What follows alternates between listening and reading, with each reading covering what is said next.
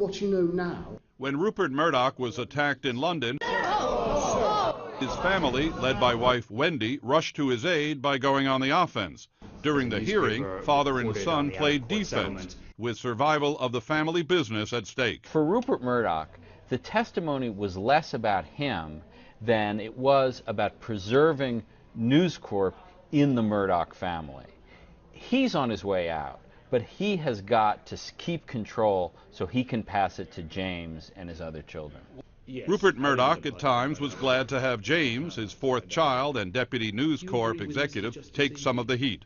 I think my son can perhaps answer that in more detail. He was a lot closer to it. Before the scandal, James Murdoch was seen as a likely heir to the CEO chair. First of all, I would like to say as well just how sorry I am. I think James is finished. I just don't think he has enough credibility left.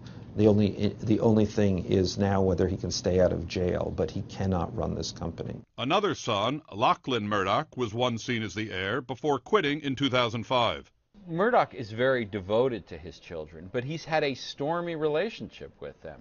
Lachlan Murdoch once seemed like the heir apparent, but he had a falling out with his father and he's been off to Australia. Elizabeth Murdoch has denied reports she blamed her brother James or News of the World executive Rebekah Brooks for the damage the scandal has done to her father's company.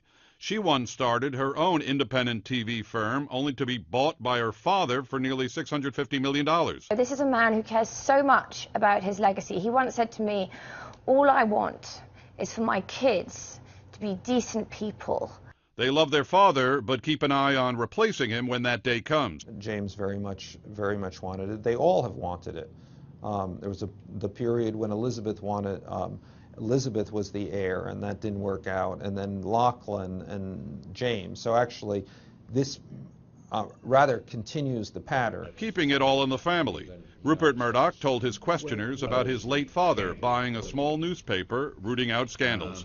Which I remain very, very proud of. I think all students of history are that well just aware of the addresses the question of being a family business. And I would love to see my sons and daughters follow their, if they're interested. A hint from the father that the children may be less interested now that the company is embroiled in scandal. Richard Roth, CNN, New York.